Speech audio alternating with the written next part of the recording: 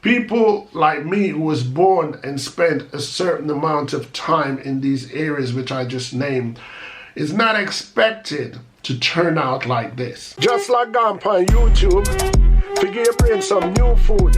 Hello people and welcome back to the channel. If this is your first time on the channel, a special welcome to you. I ask that you check out the rest of my videos. If you like what you see, give them a thumbs up, leave a comment, but more than anything, I'm asking that you subscribe to the channel.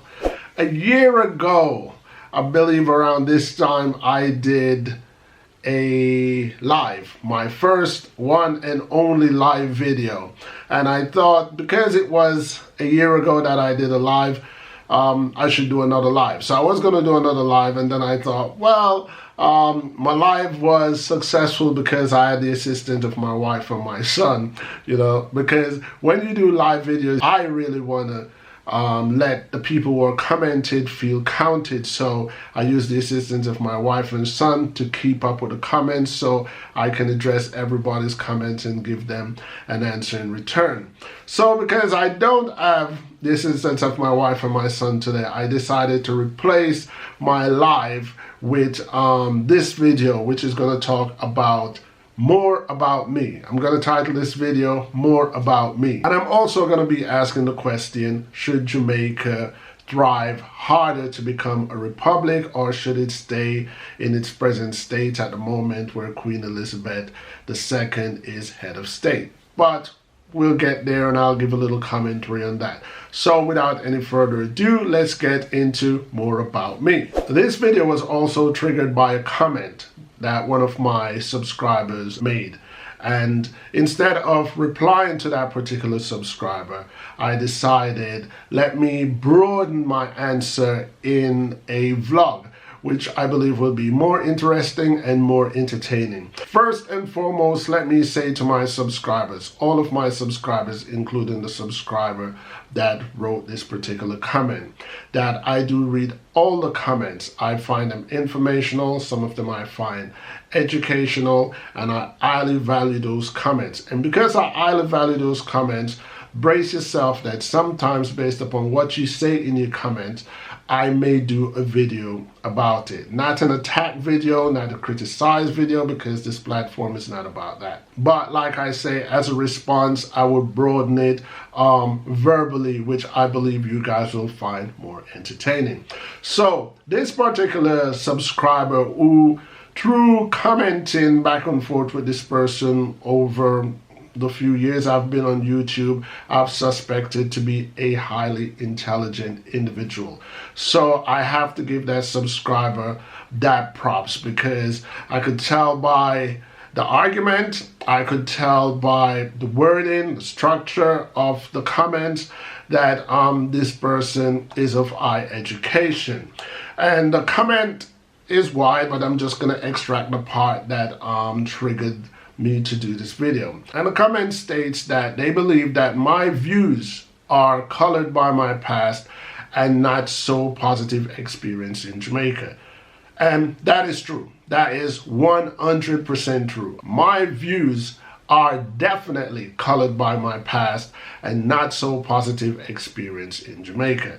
And because of that, I believe it is only right that I declare myself, make myself more transparent to the dedicated subscribers that watch my channel, because you want to know, who is this person, you know, what kind of Jamaican is this person, how committed he is to Jamaica. Is he just another one that wants YouTube views or wants some recognition of fame or so on and so forth? So if I was in your position and I find this particular YouTuber interesting and he or she's talking about a particular thing that I have in common, I would like to know more about that individual. So I'm going to make it a little bit more clearer to my subscribers, and at the same time I'm going to make the answer to my colored past and not so positive experience in Jamaica wider. I was born in Kingston, Jamaica, Victoria Jubilee Hospital, where most Kingstonians are born. And from there I was taken to my first residence, a shanty town Jonestown, which is a renowned ghetto.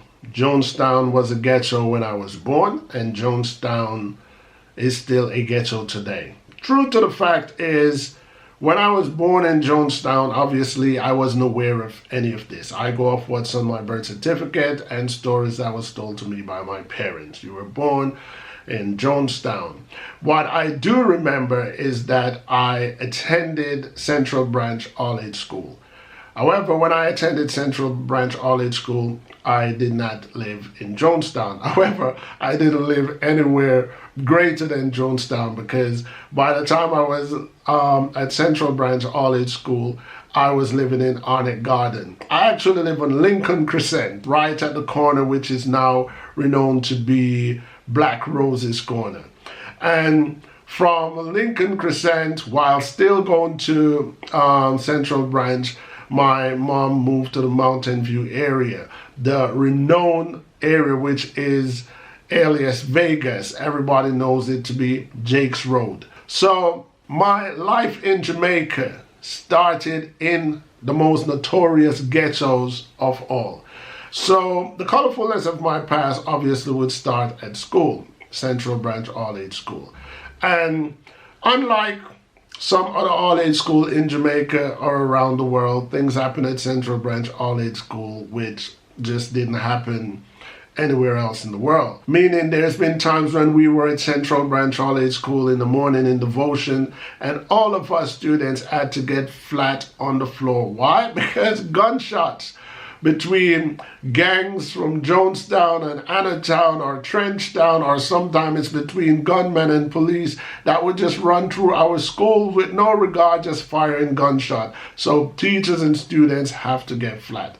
At the same time, there was a Don, a renowned Don in the area back then when I was a child, named Starkey. And I remember clearly the morning when Starkey died. My brother and I was on our way to school from Jungle, and police, again, you know, it was a shootout between Starkey gang and police gang, and again, me and my brother, we actually had to slide on our bellies from Jungle to go through Jonestown to go to Central Branch. So let's just say at a very early age, I was exposed to a lot of violence. I was exposed to a lot of murders. I was exposed to a lot of political corruption. In the summertime, my mom, she used to send us to her sister who lives in St. Mary. As much as St. Mary was way more peaceful, what I learned from visiting my aunt was a bias and disunity between relatives or Jamaicans, so to speak. Because even though my mom and my aunt, which is her sister, appear to be on good terms, I remember that by living with my aunt, you know, for those 8 weeks or whatever we were there, she would make separate foods for us, you know. So she would give her children like rice and peas and chicken, which we thought was fancy food back then, and she would give me and my siblings like yam and banana and saltfish, you know, which we thought was the bad food. Interestingly, years later, when I grew up and, you know, became smarter, wiser, I realized how foolish and stupid that was, because in reality, the food that we thought was the worst food actually possessed the most nutrients, you know. So there is an ironic side to it when you look at it today. That is pretty much the mentality that most Jamaicans have today when it comes to Jamaica and foreign. Ever since I was of realization, so ever since I was about 7 years old, the goal was to go to foreign. And the reason why the goal was to go to foreign is because of what I hear the adults or the people around me talk about. Jamaica is a hellhole, and Jamaica is not the place to be. There is no hope for us here. There's no future for us here. So based upon that, I always wanted to go to foreign. Ever since I can remember, the goal was to get out of Jamaica, because foreign was a better place to be, you know, and it didn't matter to me at the time which foreign it was, whether it was the USA, Canada, England, which, you know, it is the three most go-to foreign for Jamaicans. And that's what I wanted out of my life. I wanted to go to foreign because it was riveted in my brain that Jamaica is a hellhole, and the things that I was witnessing did not happen in foreign countries. So adding further transparency to the colorfulness of my past, I would say at a young age, I was exposed to murders and deaths and corrupt politicians and poverty. I know how it is to go to bed hungry. I know how it is to not have any real welfare support in place. I know how it is to be putting cups or pots and pans on the ground when the roof leaks. And I know how it is when the only thing your parents can afford is dumpling and butter, you know, or, you know, rice and butter, or some seasoned rice and saltfish. Those are poor people food, or what we call in Jamaica ton cornmeal, which is just cornmeal and water. Sometimes your parents will try to style it up by adding some seasoning to it or a little bit of sugar to it, or whichever way you want to take it. So the colorfulness of my past, which could be extended widely, does shape my views when I talk about Jamaica on YouTube, because I've had first-hand experience of poverty. I've had first-hand experience of hopelessness in Jamaica, and I've had true blue ghetto experience in Jamaica. Nobody can tell me the codes of the ghetto in Jamaica or how it's governed or how it's run. I understand the pleas and the cries of the people that I have the advantage of to just see on TV today. I'm referring to mainly Jamaica, but the colors of my past also extended to the United States of America. It's no way that I could only talk about Jamaica and not talk about the United States of America, where I spent most of my life and went to school, college, and did some uni. When I finally left Jamaica and went to America, it was like jumping out of a frying pan and into the fire, because my America was not what I envisioned. I wanted to go back to Jamaica. Why? I'm a perfectionist. I guess you guys can tell by my surroundings. I'm a perfectionist. Everything has to make sense and everything has to be in order. In the United States of America, didn't make any sense. It's not what I expected it to be. And it didn't get any better, but I also got wiser. You know, I learned a lot from living in the United States of America. I learned that a lot of things that were implanted in my mind wasn't true. You see, while I was growing up in Jamaica, I was given the impression that black people, us Jamaicans, we are nothing really. White people are the best. White people are perfect human beings. White people are pure. White people don't even lie. White people don't steal. White people are just different. So before going to America, there was already a self-classism that you put yourself in. You know, when I was living in Jamaica, I don't know anything about racism. However, I know about classism. Uptown people versus downtown people. And they didn't interact so much with ghetto people unless they needed them for the help. You know, whether you're a yardman or a pool boy or a cook, or you're just helper. And at the end of the day, you go back to your yard. And based on that geographic line, which side of a fence you're born on, you kind of know the class you're in. You know, Jamaica didn't have a middle class. It had high class and low class. And if you are from the areas where I've lived, like Jonestown, Jungle, Jakes Road, Backbush, Top Range, Marvelly, if you're from any of those areas, you are on the lower side of the fence. So people like myself is a defiance to what was predicted or what was expected of me. People like me who was born and spent a certain amount of time in these areas which I just named is not expected to turn out like this. That is kind of like seen as a defiance to the rules, or what I spoke about recently, the algorithm. Anyway, like I say, in the United States of America, I was exposed to racism, to separatism, to black is black and white is white, and everything that is being exposed now about the United States of America. I learned that firsthand. But I also learned that it wasn't true. White people can lie. They lie, and they look at you and they lie with a straight face. I learned that white people are not better than us. It's a system that's designed for them to appear better than us. So throughout my youthful naivety, these are things that aided me to rid that mindset. So when you combine the Jamaican experience and the American experience, yes, you could see where the colors of my past does influence my views.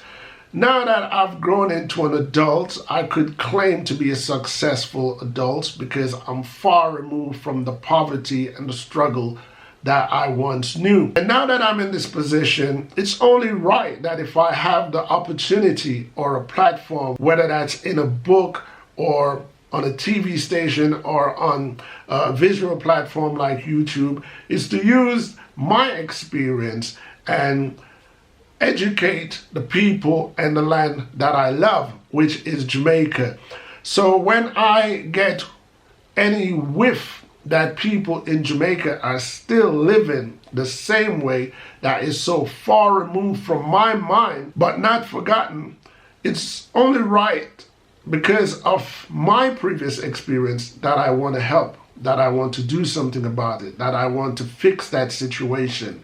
And at the same time, I want my Jamaican people to know that they're not the underdogs, they're not the worst, and they're not cursed because they're black. But with a good infrastructure of Jamaican government and the constitution that governs Jamaica, Jamaicans in the future can enjoy the same liberty and freedom and happiness that other countries around the world and their citizens experience. I'm not talking about the United States of America because that's not the only place I've lived.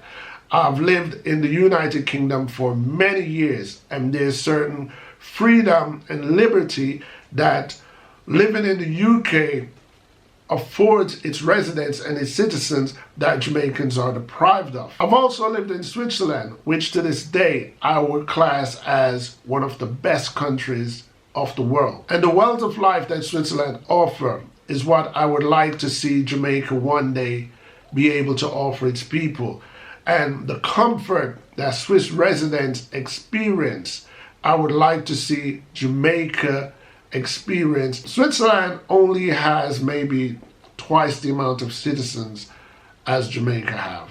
And Switzerland is probably the only country that I'm aware of that doesn't truly have a ghetto to the standards of what us Jamaicans know as ghetto. Never seen one here. And I've been to different states in Switzerland. I would like that for my country. I would like that for my people in Jamaica. I've lived in countries where I've seen that the governing body of the country truly loves the country and truly loves the people. And because of those exposure and experiences is why I talk the way I talk when I come on YouTube. I would want that for my country. I would want that for Jamaica, because it doesn't matter how long I live in Switzerland or America or the UK, I'm always a Jamaican.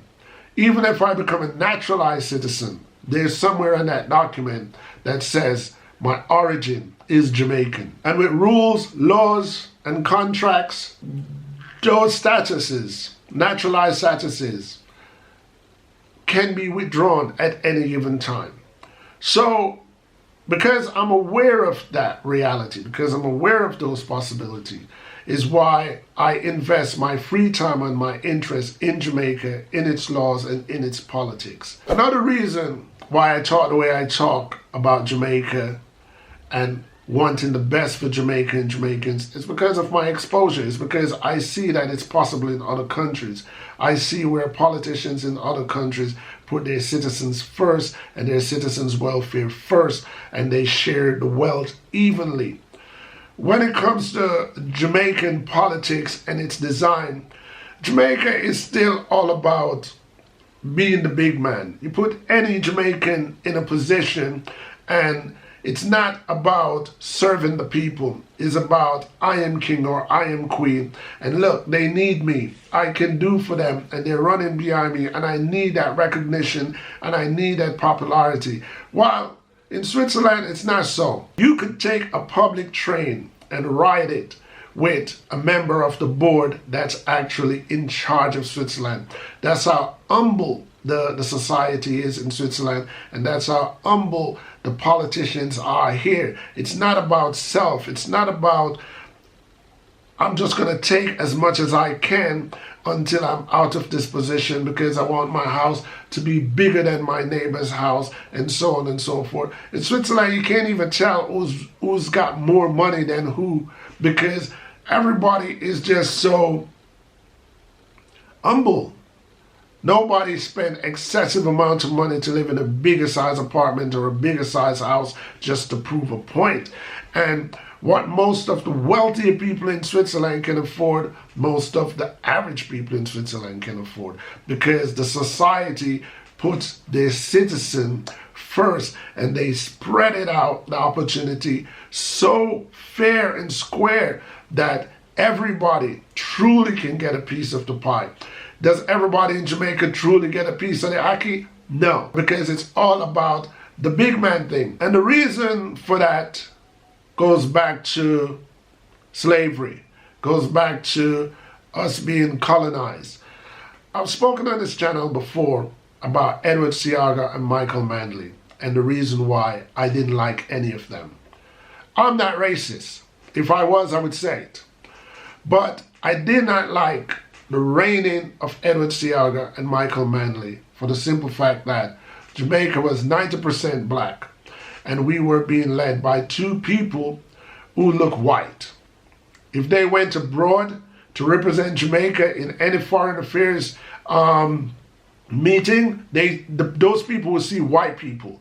And I just couldn't get it out my head that when Michael Manley or Edward Seaga was leading the country of Jamaica, it was still being like we were slaves. The white man was on top and we were under the bottom. I just couldn't get that picture out of my head, that when the British left, they make sure that it was a white person in charge, and when that white person came out of power, they make sure it was another white person in charge. So as much as I didn't really rate PJ Patterson, I was overwhelmed with joy when PJ Patterson became Prime Minister of Jamaica.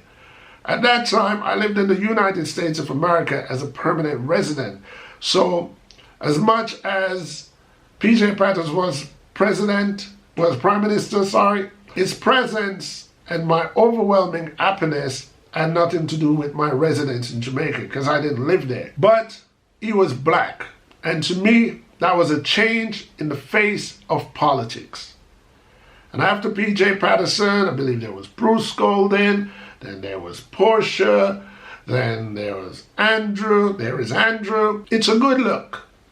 Again, I'm not against white people. I'm not against white Jamaicans. I'm not against mixed Jamaicans.